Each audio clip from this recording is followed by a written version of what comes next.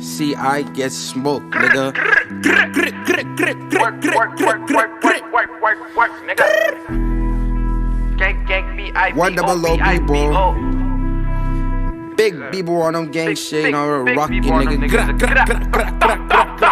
Became my blunt, bitch. You're watching the master at work. Smoke 'em like a BK, that's CG. On the range, still smoke on your old. Hey yo, what up, squad?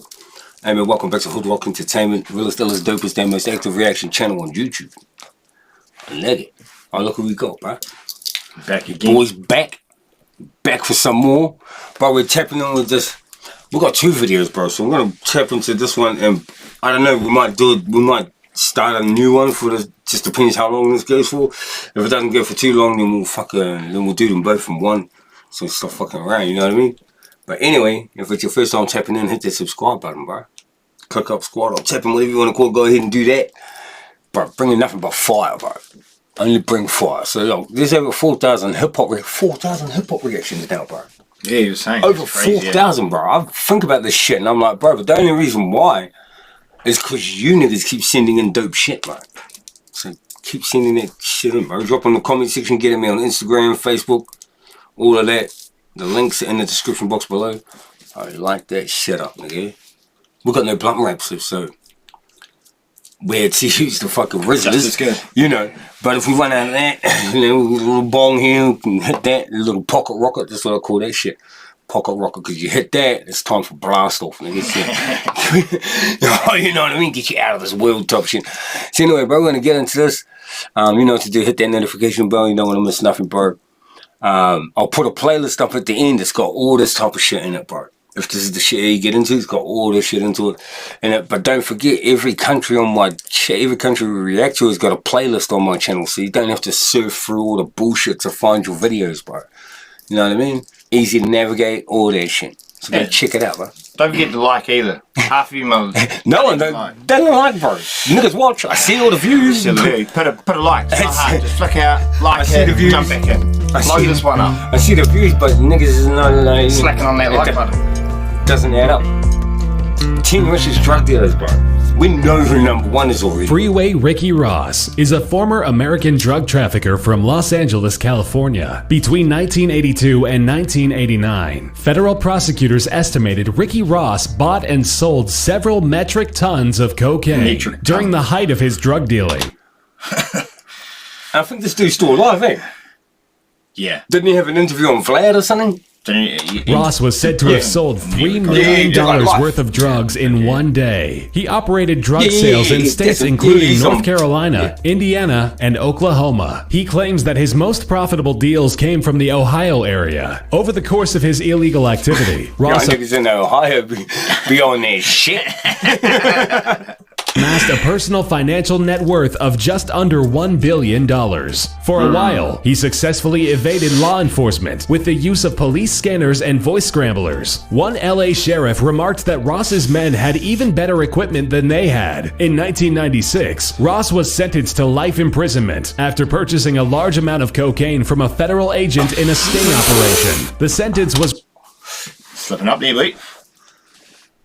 So my question is, what happened to your actual dude that you buy your shit off? Because for you to go to a stranger at that level, you know what I mean? Yeah. For you to go to a dude that you don't know at that level, something must have happened to your regular, you know what I mean? Was reduced to 20 years, and Ross was released from prison in 2009. Now he's an author, a frequent guest speaker at charitable events, and he even has a Twitter account. Freeway Rick Ross.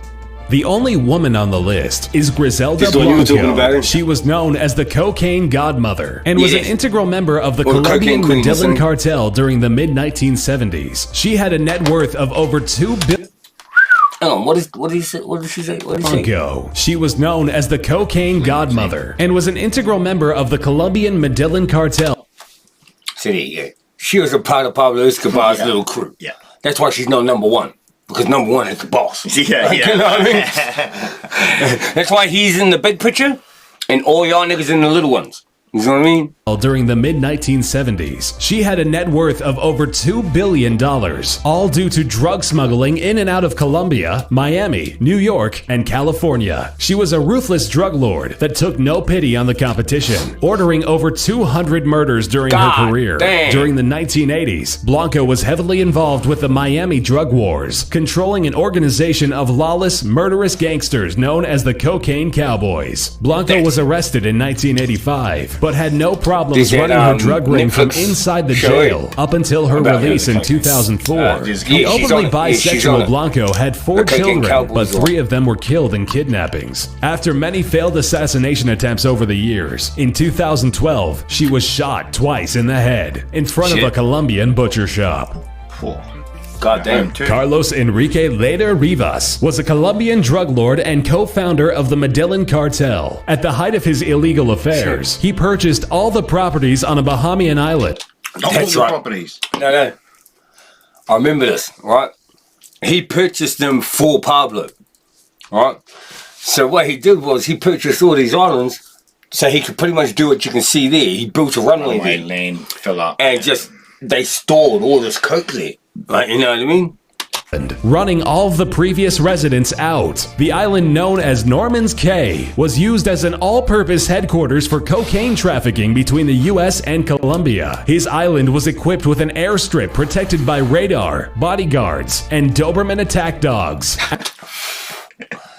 You just gotta throw the dogs in there. Like, the way I look at it, bro, is obviously if the nigga's got all his guards and shit's got niggas with guns, he's got dogs.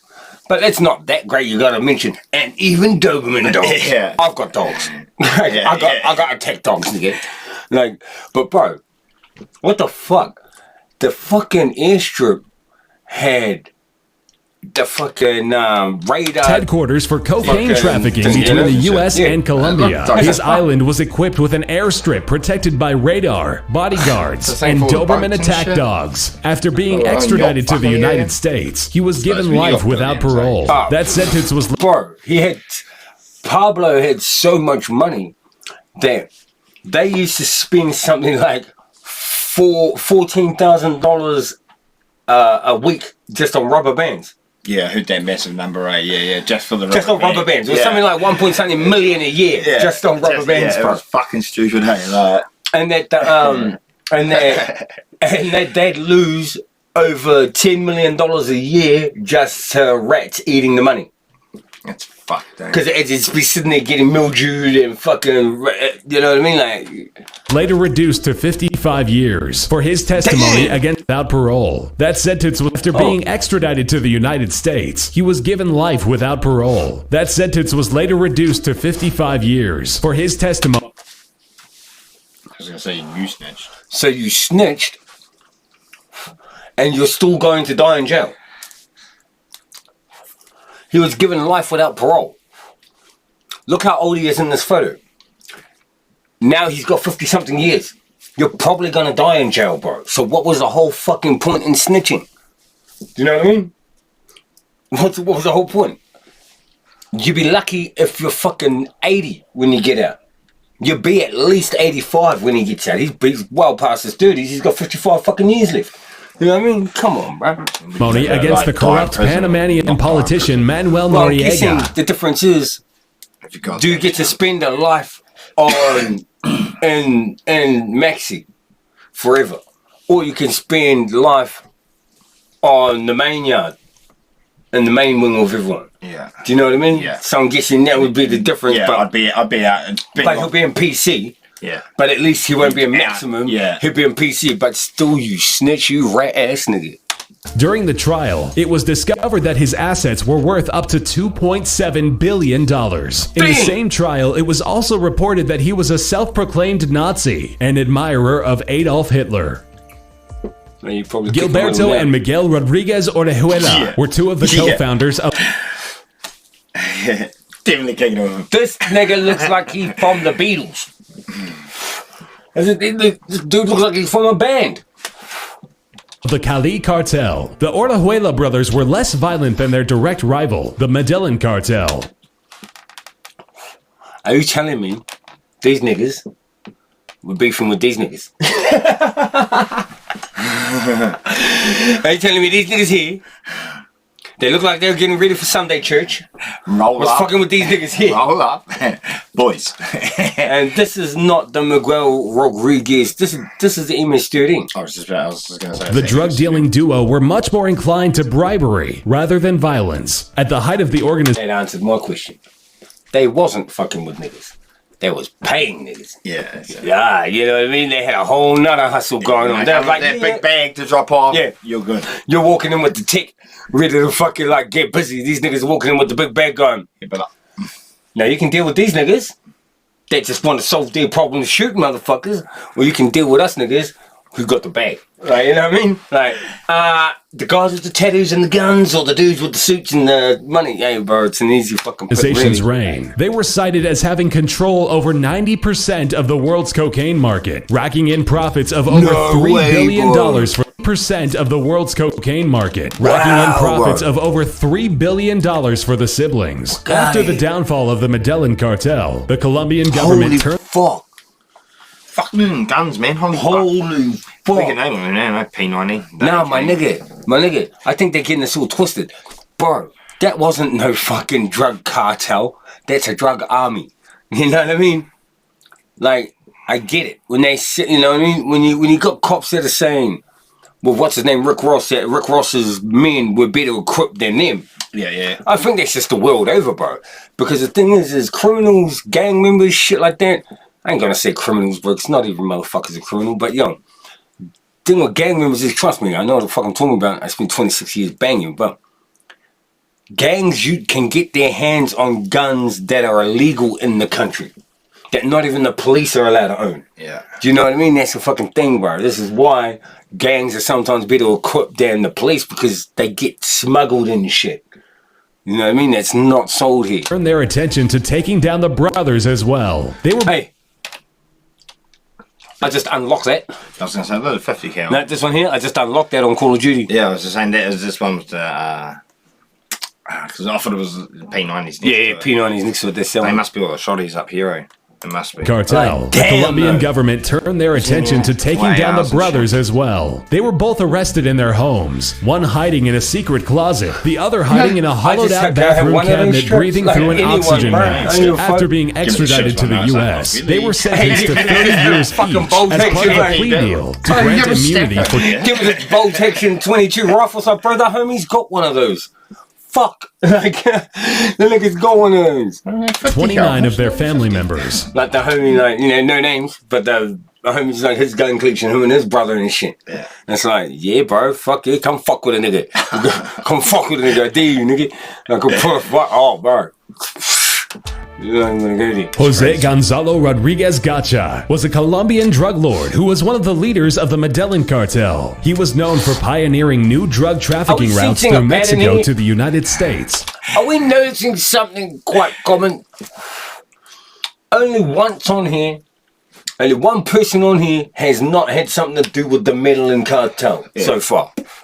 All of them, except for Ricky Ross, has had something to do with the Medellin cartel, and I could guarantee you he did have something to do with them. Because if he was running the coke in America, and a lot of America in the 80s, that's when Pablo was supplying the... Be good if they were bringing up the dates like they were. This coupled with his this year, infatuation this year. with Mexican Diesel, culture, no, he was no. given Well, the nickname El Mexicano. Gacha Ricky set Ross up a was number running of in the labs 80s. in the jungles of Colombia, where And that's hundreds of when his Pablo workers was lived pushing and most manufactured of his drugs cocaine. into America. In 1988, Gacha was listed on Forbes' list of billionaires, citing his net worth at $5 billion. During the decline of this empire, he fled to a ranch in Tolu, Colombia, where 300 Same national floor, police same officers floor. cornered same him here. and his cartel members. Same here. I thought Pablo was the only one that had officially been listed in Forbes in the top 10 richest. I know that there's been people listed in the top 100, many criminals, but in the top 10, I thought Pablo was the only one. Colombia, where 300 national police officers cornered him and his cartel members. Being critically wounded by gunfire, Gacha killed himself with a grenade to the face after watching his son get gunned down. What the Gotcha. That's the first time I've ever had to sort of no, shoot yourself. Man, fuck that. Pop, pull, later ball. A grenade to the face is how you killed yourself. That's the most awesome way I've ever heard of killing yourself. It was like hanging or fucking shooting or something, man. And I got bored and put a grenade to my face. That is some gangster shit. Bro, check this out, right? God damn. Check this out. He didn't give a fuck about no funeral for his kids. Like, he didn't care how his kids had to bury him. Like, bro, think about your family, nigga. Like, at least put a little hole in the side of your head. Like, cause you know what I mean? Now, that's a closed casket, my nigga. Like, definitely. You know what I mean? Your family didn't get no fucking cake, say goodbye. Gotcha killed himself with a grenade to the face after watching his son get gunned down by Colombian Marines. Grenade to the Opium King. After watching your son get gunned down. 300. And 300 when the dude's son gets his head decapitated in front of him. Yeah. And he just loses it. Yeah. That's that moment. Yeah. He just turned around, watched the son going boom, boom, boom, and just went fuck and pulled the grenade on himself. Nasty ass. Saab was a Chinese warlord, militant, and drug dealer. During the 70s and 80s, 90% of the heroin in New York City was being smuggled from... If I saw my homie cut some nigga's head off, and his dad looked like that, I'd be like, nah, bro, you fucked up, we out. Like, nah. What's known as the Golden Triangle in Asia, the triangle that spread across Laos, Myanmar, and Thailand, was controlled by the 18,000 troops in Khun Sa's private military. His heroin was controlled in Asia. The triangle that spread across Laos, Myanmar, and Thailand was controlled by the 18,000 troops in Khun Sa's private military. His heroin empire was the largest that the world had seen at the time, generating the kingpin a fortune of about $5 billion. In 1988, during an interview with a journalist, he offered to sell his entire drug business to the Australian government for $400 million. What the fuck? I didn't know about this. I've got this I'm running about 5 minutes. Look at he hollered at Aussie. He hollered at Australia. Was like, oh, any of you niggas want to buy a drug business? 400 million. The offer was declined, stating they were simply not in the business of paying criminals to refrain from criminal activity. He offered... He asked the government. He asked the government. He asked a country whose drug laws are fucking strict. Shit. Yeah, you want to buy a drug business? The same deal to the U.S., promising to stop all heroin production if they paid him $50 million a year for 8 years. The United States answered back with an indictment on drug smuggling charges.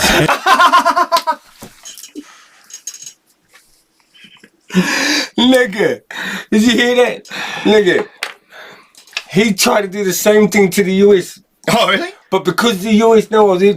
had such a fucking big heroin problem, he said, we'll stop producing heroin and, we'll stop producing heroin if you pay us how much? $50 million for the next 8 years.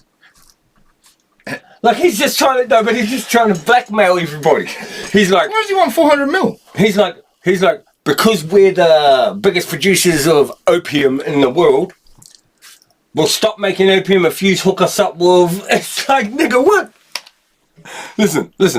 Promising to stop all heroin from criminal activity. He offered the same deal to the U.S., promising to stop all heroin production if they paid him $50 million a year for 8 years. The United States answered back with an indictment on drug smuggling charges. They answered back with a warrant. They went and indicted back to America so they could put them in jail. Actually, come over. We'll talk about it. We'll discuss some shit. We'll get together. I'll send a plane now. Just jump on. Offered a $2 million reward for his arrest. Khun Sa surrendered to Burmese officials in 1996. Are you understanding, bro? He asked for $400 million all up. Yeah. They answered back with, nigga, we're gonna pay someone half that to come and fucking snitch on you. We're gonna get a little like 50 cent. No, I'm gonna take that shit. No, I'm gonna take the bag. Basically, he's asking for 400 million. They're like, why would we want your money? We're willing to give money away to find you, nigga. Yeah. Like, we'll give someone $200 million if they can tell us where the fuck you are. Like, you know what I mean?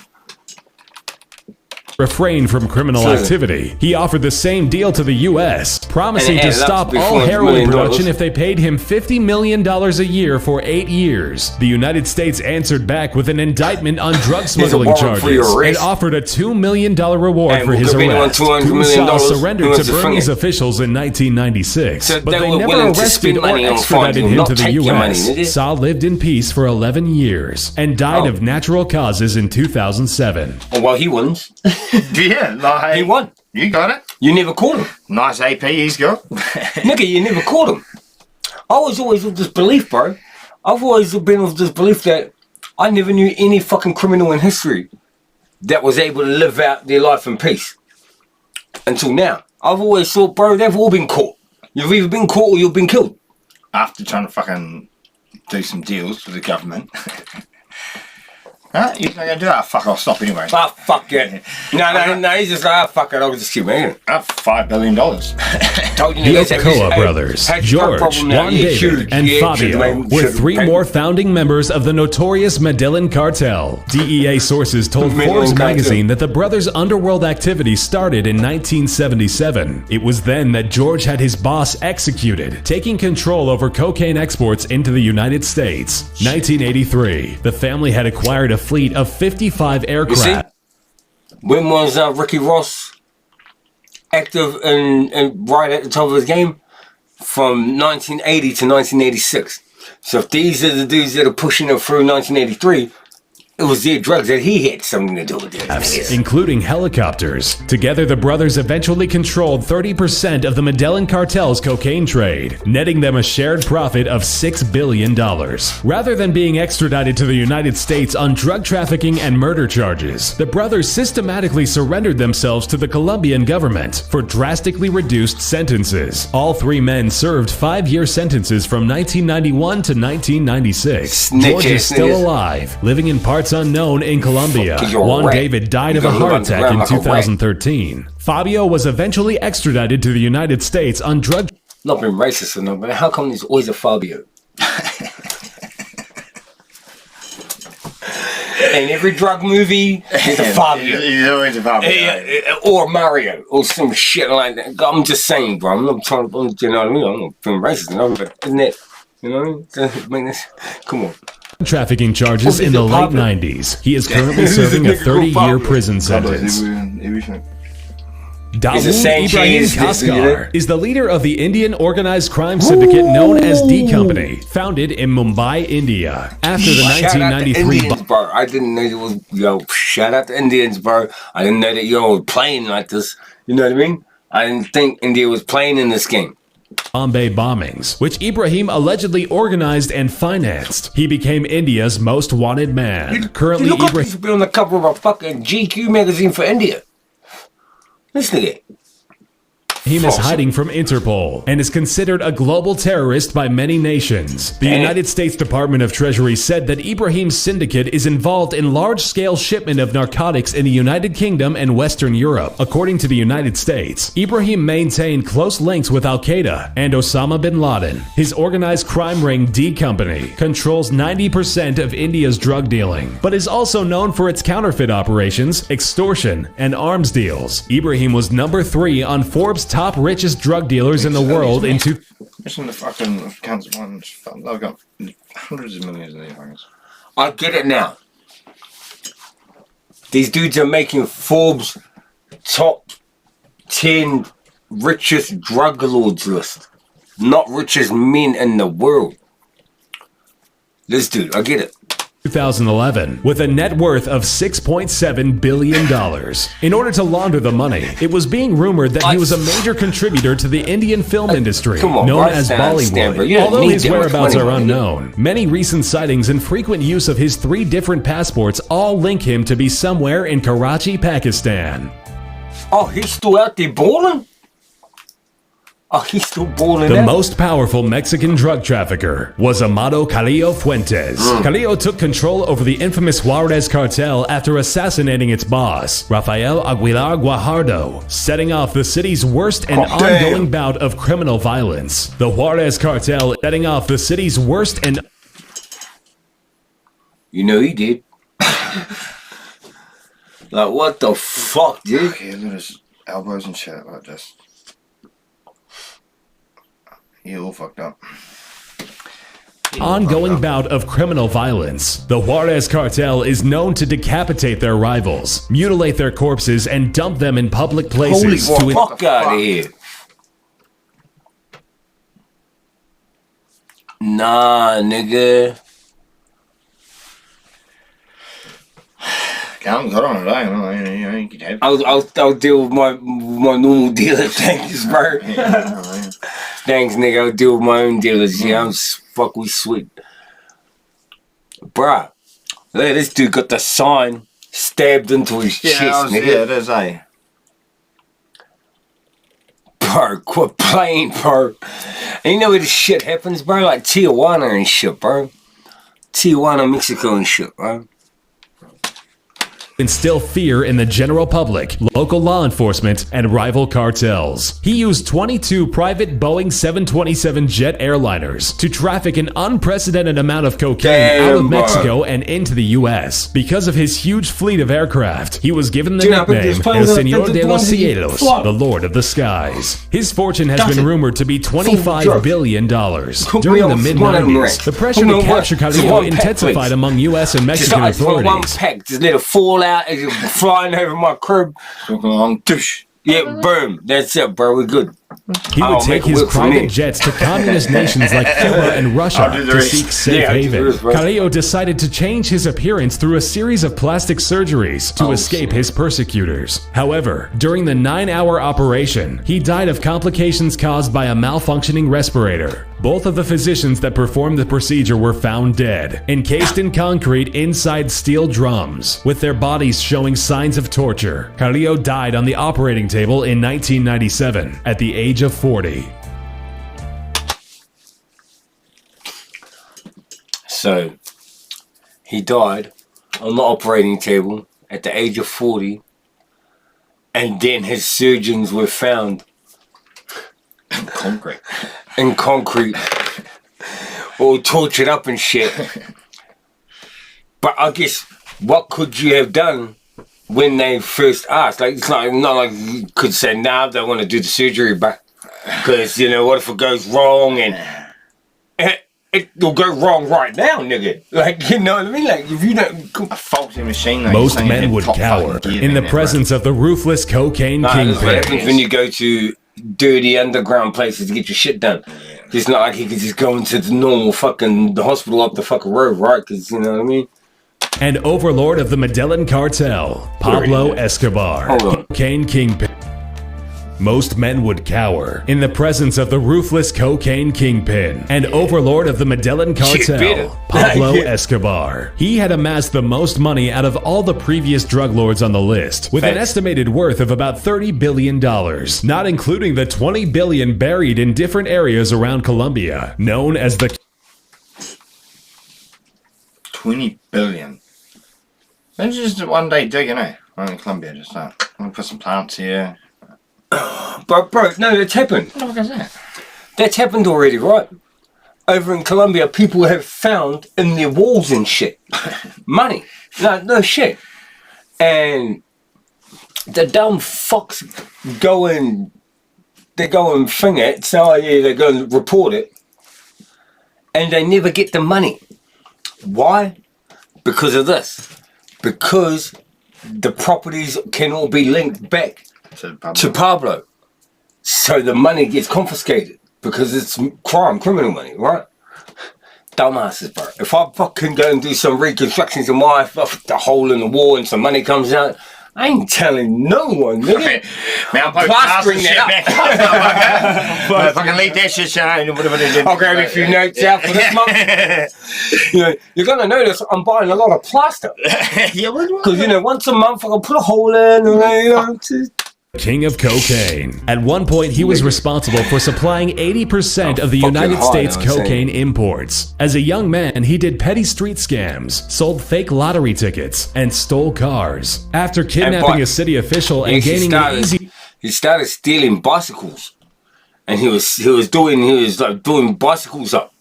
He'd steal bicycles and he'd change parts over and do them up. And he was selling those, bro. And then he ended up meeting up. He got enough money to buy a brick, or buy half a brick. And he was meant to meet someone at a hotel. When he got to the hotel, the dude ended up trying to rob him of his money to buy the brick. But he ended up killing the nigga and took the brick. And bang, started flipping that and doing that. And then just started killing motherfuckers and doing that, bro. And $100,000. Escobar knew he wanted to be a millionaire by the age of 22, and he would do anything. Escobar knew he wanted to be a millionaire by the age of 22, and he would do anything to achieve it. In 1975, he started developing his cocaine operation. He had an effective policy in dealing with law enforcement, referred to... Are any of you really gonna catch me? If you're chasing me, you think any of these niggas gonna catch you? The one in the middle. You think the nigga in the middle gonna catch you? That's power walk off. He's taking payment. This nigga taking payment, bro. Cause ain't no way. Shit. Ain't no way you bringing in no one, nigga. You come on. To as plata o plono, forcing police officers to take money or face bullets. Over his career, Escobar was directly linked to the murders of over 1,000 officers, city officials, and civilians. During the height of his operations, he and his cartel brought in more than $60 million per day. He started smuggling drugs through Carlos Leder's Bahamian Island, Norman's Cay, from 1978 to 1982. At one point, it was estimated that 70 to 80 tons of cocaine were being shipped from Colombia to the US every month. He worked hard to cultivate his Robin Hood image by building churches, schools, hospitals, and even gave money to the poor. But in the early 90s, the massive manhunt for Escobar began. In 1993, he tried to escape a police task force by running across the rooftops of adjoining buildings. He and his bodyguard were fatally shot. Pablo Escobar was the richest drug lord to ever exist, and many would say that he was also the most dangerous.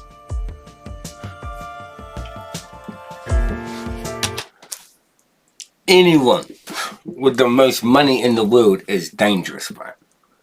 I don't care if you made it through drugs. I don't care if you made it through fucking selling and making cars. Bro, oil, whatever the fuck it is. Look at all the oligarchs, them rich ass niggas in Russia. They dangerous as fuck. You ain't fucking with them. They hire niggas to poison your food and kill you and all sorts of shit. Look at the millionaire niggas and billionaire niggas over in South Africa. They fucking run all the fucking boxing shit and shit, bro. Come on, bro. Stop playing. If you got money, you a dangerous nigga. Facts. Anyway. That's what's up. I'm high as fuck, so we're not gonna watch the next video right now. I'm gonna go play some fucking Call of Duty. Y'all niggas know where it is, bro. Hey, hit that fucking like button, bro. Hit the like button. Alright, you should already subscribe. You know what's up, bro. Till next time, stay safe, stay dangerous. We out. Peace.